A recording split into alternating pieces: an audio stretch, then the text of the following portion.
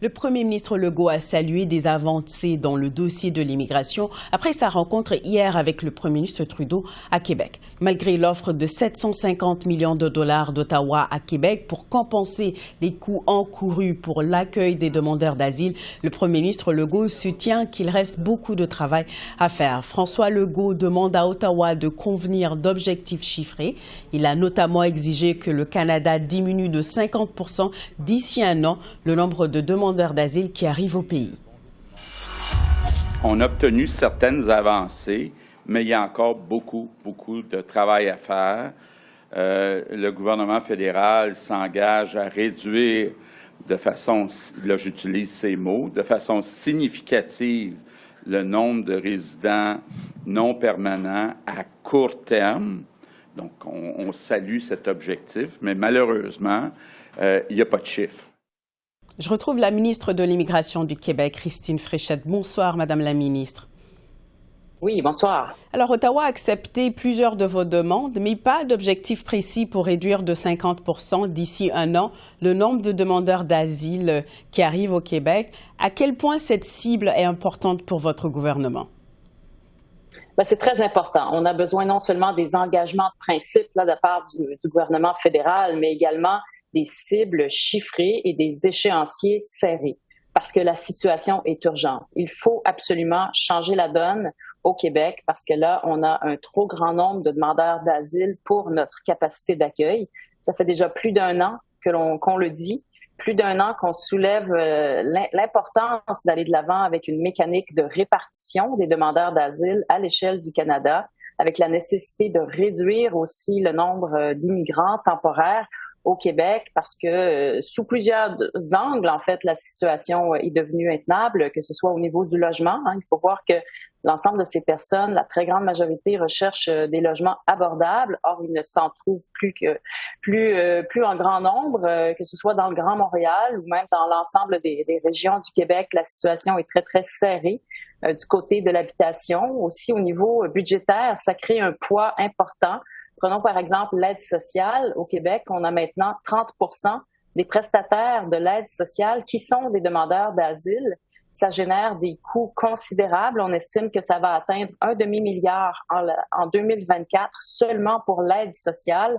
Alors, ça crée une pression importante sur nos professeurs également, sur notre système d'éducation, parce qu'on a l'équivalent de 1200 classes d'accueil et de francisation pour les enfants des demandeurs d'asile. Ça fait en sorte d'amener énormément de professeurs dans les services à octroyer aux demandeurs d'asile, alors que nous sommes en pénurie de professeurs pour le système d'éducation classique, normal, québécois. Donc, bref, ça fait sous plusieurs angles une pression considérable, même sur les organismes communautaires. On avait d'ailleurs un des plus grands organismes communautaires, sinon le plus grand, de Montréal, qui la semaine dernière s'exprimait dans les médias pour dire qu'ils étaient plus en capacité d'accueillir adéquatement les gens qui se présentent chez eux, alors qu'ils ont des ressources énormes, considérables.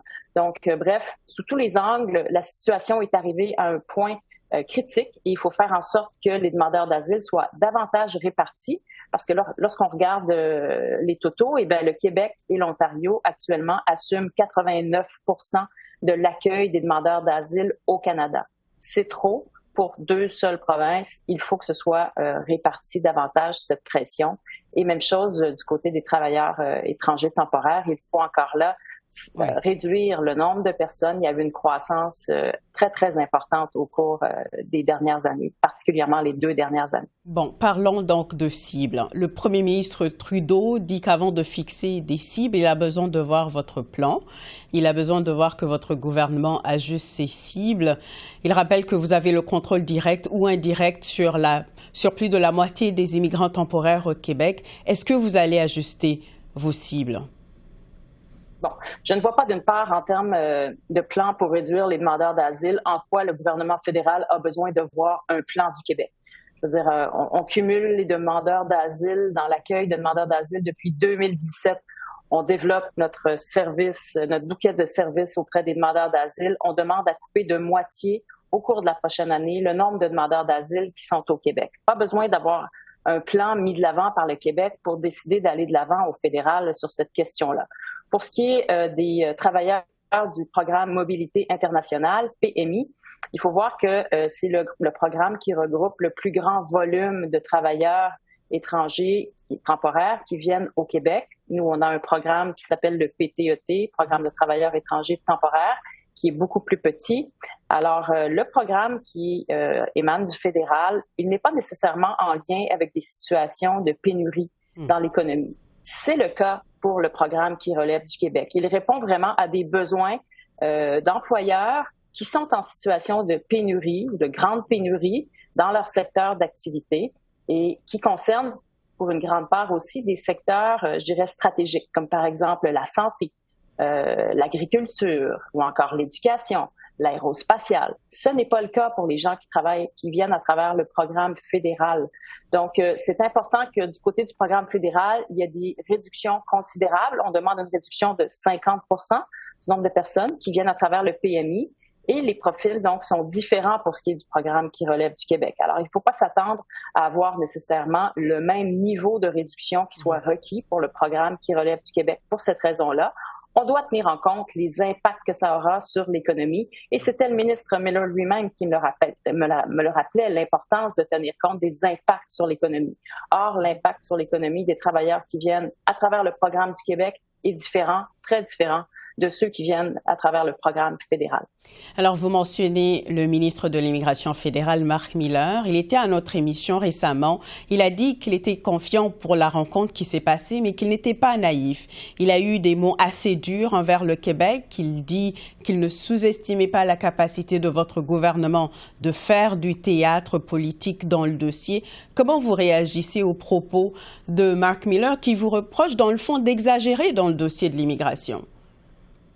Écoutez, les dépenses que l'on a cumulées au cours des 3 dernières années et qui totalisent plus de 1 milliard de dollars, ce sont des dépenses que nous ont fait parvenir les différents ministères concernés.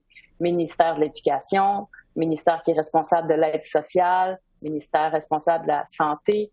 Donc, c'est des dépenses réelles qui ont été assumées, engagées par le Québec ces 3 dernières années, 2021 à 2023.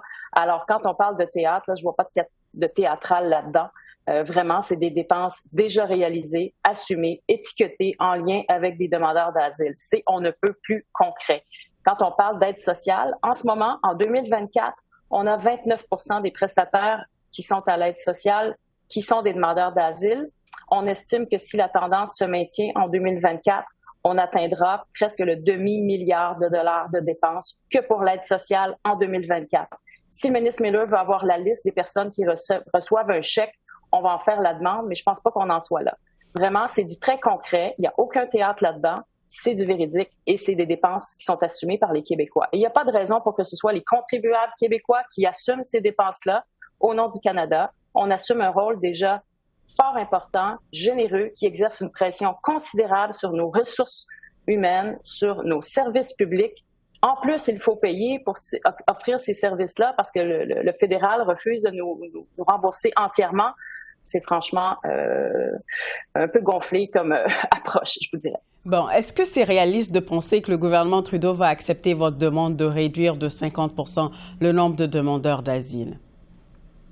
Bien, moi, je pense que c'est réaliste. On a une discussion maintenant depuis 1 mois avec les autres ministres de l'Immigration du Canada et le fédéral. M. Miller s'y trouve.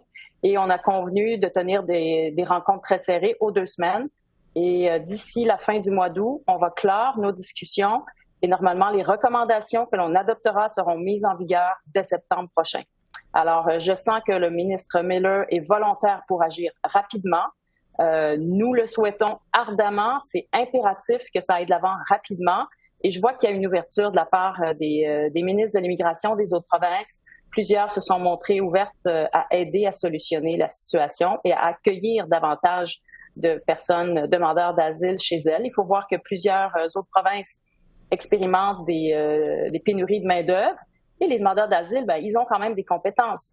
Donc, ils peuvent intégrer le marché du travail dans la mesure où ils ont un permis de travail qui leur est délivré. On demande d'ailleurs au fédéral d'accélérer l'émission des permis de travail et ça a été accepté. Là, ils ont convenu de faire ça dans un délai de 30 jours à partir d'octobre prochain. C'est une bonne nouvelle en soi. ça va aider à l'intégration dans le marché du travail et à la réduction des coûts en termes d'aide sociale, bien entendu.